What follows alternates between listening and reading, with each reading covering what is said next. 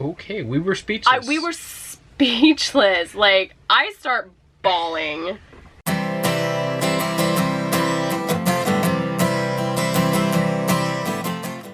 Okay, we had the most amazing day today. We didn't film any kind of intro, we just kind of went with the day. It was just the, let's like turn the camera on and yeah, like, you know, record what we're doing. Right, so now we're recapping. So, we have to tell you about our day. It was amazing. We were actually supposed to leave today to start heading into Missouri, and we're in Springfield, Illinois right now. We were just gonna head on out. We saw our friends last night, we wrapped up everything here, and we were gonna go. And yesterday, like, the checklist before we hit the road. Right. I fill up the cooler full of ice, you know, yeah, all that stuff that goes into traveling. So I walked up to the office. The campground is a ghost town. Yeah. The fair's over, everybody's gone. We're literally the only trailer in the middle of this huge There's like one van way over there, and that's about it.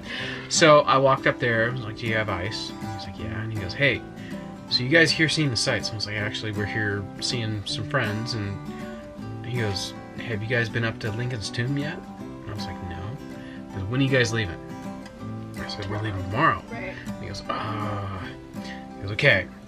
So every Tuesday, from like June to the end of August. Yeah, it's basically summer. Yeah. Every Tuesday, they do a ceremony. It's a flag ceremony at Lincoln's tomb. Mm-hmm. And they take the flag down. There's people in full garb. Yeah, Civil War era reenactment. They do a salute. They fire the guns. They fire a cannon. And then they lower the flag and they give it to someone in the crowd. And he's like, you guys really need to go. Yeah. I was like, well, that actually sounds really cool. I mean, we haven't done any local stuff aside from the fair. Right. So today, we just kind of like sat around all morning and waited because the ceremony itself wasn't until 7 p.m. But about 3 o'clock, all the kids got really bored. We were kind of bored. Sat around all day, did nothing. We had breakfast and all that. We did laundry and grocery shopping the other day. Like, we had nothing to do, and since we had been preparing to leave, now it was like, well, now what? So at about 3, we decided to just head out. It's like, you know what, there's some other Lincoln stuff to do here. Yeah. Our friend, his wife actually used to work in the area during, high school and stuff like that, summer jobs, and she's like, there's so much Lincoln stuff. Which, if you've ever come anywhere near Springfield, Illinois, oh come do the Lincoln stuff. It's there's like, so much stuff. They are very proud of their history with Lincoln. It's not his birthplace. He was born in Kentucky, but most of his life was spent here, especially during all the political stuff and his 25 years. Like yeah. So we said, well, there's the Homestead. It's the historic home site, the house that him and Mary Todd and their children lived in. So we went to go do that, visited that. It was really cool. We actually wound up getting a tour. We weren't quite sure if they were going to run it and stuff like that. So we walked in and they're like, we have a tour starting right now. Can you go to this tour? And we're like, sure, yes. Okay, here's your tickets, now go. Service. I'd like to welcome you to the Lincoln Home National Historic Site today. My name's Ranger John. I'll be your tour guide throughout the home.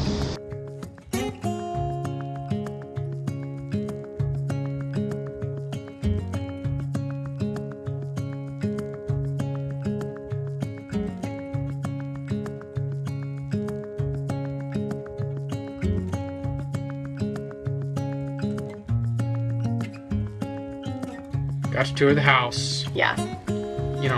Very cool. Everything's been restored. They have, I think, the only original thing in the house. Like, there's a couple pieces of furniture that are original. Yeah, I think he said they had 60 pieces. 60 pieces that were originally Lincoln's. Right. Owned by Lincoln and his family, yeah. And the house is very, very well kept. Very nicely restored. Yes, they've done a beautiful job. And it wasn't just his house. They have a whole street that is the neighbors he had at the time, and it's like a block. It's like a whole block in Springfield that is as it was. Yeah. And I asked him, what was it, 170 years ago? Yeah. It's mind-blowing. And I asked, did you actually have to move a lot of these in? Because the museums we're used to, they move the buildings in. It's, oh, this was the house at the time. No, it's the street, and those are the houses, and they have restored them. And that was really cool. So we really enjoyed that. And then we finished that up and kind of wandered around a little bit. And then I think we still had about 2 hours, maybe about an hour left. It was 5 o'clock because everything around that area was closing. It was closing, so that site was closing. So we knew, like, we'd been told 6:30 is when the thing happened. Yeah. Once we got out there, we found out it was 7 o'clock. Yeah. So we headed over to the tomb, and the tomb itself is really cool. Oh, it's beautiful. It's really beautiful. It was completed in 1930. So they did have to exhume some family members in different places and bring them here. And there was a different holding area that he used to be in. And then they built the tomb. And it was just gorgeous. I mean, marble. Gorgeous. The whole thing is marble on the inside. And very, very nice. And when we got to the tomb part, we met Dick, who was a volunteer. He's a veteran. Yeah, he was a veteran from the Marine Corps. And... nicest man. It's just what he does now. Yeah, he is all about President Lincoln. So much knowledge. He's one of those guys you can ask him anything, any random trivia, and he knew it. It was great. Exactly. He was so sweet, and we actually wound up talking to him for probably about an hour, actually. Yeah. And you know, you don't usually get stuff like that. Usually the volunteer is just there to answer questions if you have them. This guy lived it. Oh, he was great. So after our informal tour, at the end he said, be sure to go over and get your name on the list for the drawing.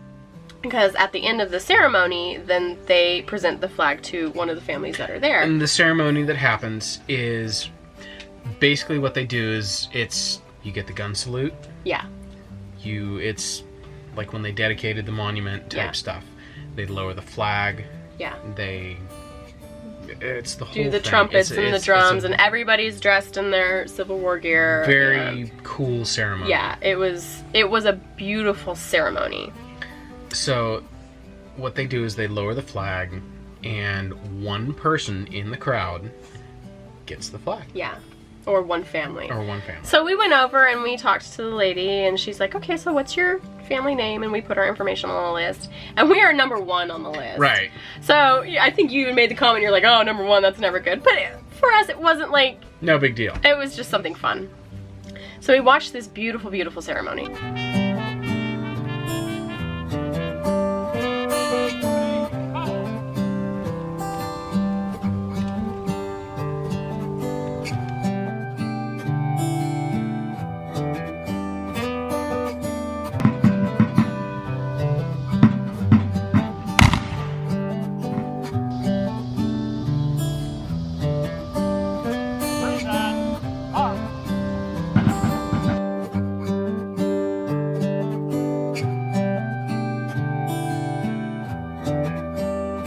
It was just like, you get goosebumps. It's so cool. And they shoot a cannon and they shoot the guns, and everybody jumped when they fired. Everybody jumped when they fired. Well, because they have the cannon off in a corner that you don't see, and you're looking at the flag. Everybody's watching the flag, getting ready to get lowered, and then kaboom! Kaboom! There. Woo! Okay. I think I even have that in the footage where I was like jumping.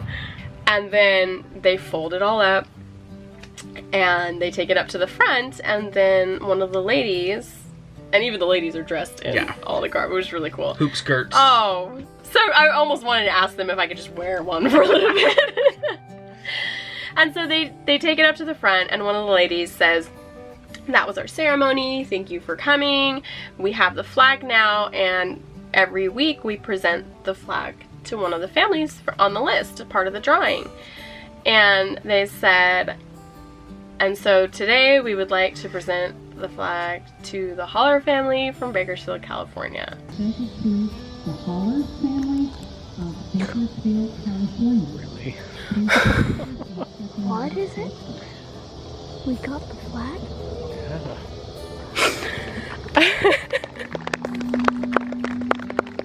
Just like, okay, we were speechless. We were speechless. Like, I start bawling. I am crying. She lost it. I did. And the lady next to us, she was so sweet. She's like, is that y'all? And we're like, yeah. She's like, you need to go up there and get it. I was like, oh, okay. Like, we're speechless. We're just shocked. like, We had no idea. And they call our name, and they're looking around the crowd looking for us, and that's us. Yeah. And so everybody's like, go up there and get it. We're like, oh, okay. So we go up there and they present it to us very beautifully. We didn't get any footage. No, because as soon as they called our name and we had to go up there, I turned the camera off and that was it. And she was crying. I was crying the whole walk up there. It was such an emotional moment for me, for both of us, really. Yeah. Because we weren't expecting it at all. I mean, Didn't go into it with expectations. No, we were just going, hey, cool, we're going to go This is see cool. a reenactment thing. We actually thought it was a Civil War reenactment. We didn't realize it was a flag lowering. The vague description we got from the host here at the campground. Yeah. There were people next to us that have been going there for years. Yeah. And we're sitting next to them and they're like, yes, this is our bucket list. We want this flag. Right? It's from June until the end of August. Yeah. They do it once a week. This year they've been rained out. This year, I mean, there's just stuff that goes wrong. Right. And there's people here in Springfield that apparently have spent their whole lives trying to get this flag. And here we are presented with this very precious gift.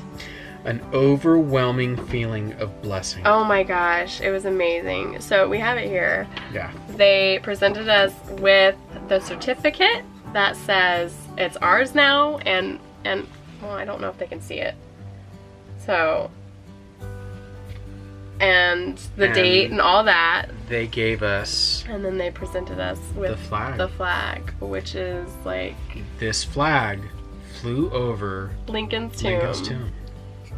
Like, we watched it flying, yeah. and they pulled it down, folded it up, and handed it to us. Gave it to us, and I'm so blown away. So that was a very amazing, unexpected, totally ordained thing, I feel like. I mean, it's this whole trip. This whole trip has just been like one thing after another that it's like, realizing that things are not in our control. No, not at all. And then having stuff like this. I mean, just blessing upon blessing and gift upon gift has been like... extremely humbling. It is. It's very humbling. I know exactly where this is going once we find our place. That's going on our wall in our home. I mean, there's no other place for that. That's definitely a family heirloom now. So... it's one of those things, we talked a lot to various people. Yeah. We talked to one of the guys in uniform. I want to mention him just because. Yeah. Talking to him, he's one of the guys. He's dressed up. Yeah, he's in the regiment. Garb, yeah. And he walked around and said hi to everybody. And when he came back around, he said, "Hey, congratulations. That's a very important thing to win." Yeah. Which, yes. Yes. We're just like, this is astounded. The 114th Regiment. Yes. Illinois Volunteer Infantry.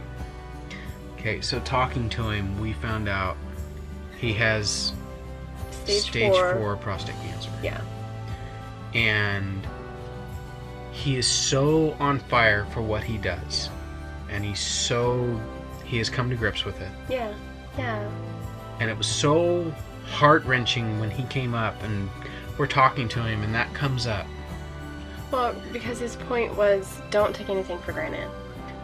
We told him our story. We told him what we're doing. Yeah. And he said, enjoy every minute. Yeah.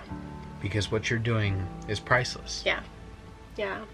And he said that the first time we talked to him. And right, then when he came up again and we talked to him more, and he shared his story. Yeah, and that was such a reinforcement for us. You know, you kind of get used to the whole day in, day out. Like, we're in the travel groove now and stuff like that. And there's been so many things that have been reinforced of never take it for granted. God is in control. And that's what he said. He said, God is in control. He's like, wherever I end up, whatever happens, I'm not in control. God is in control. And one day at a time.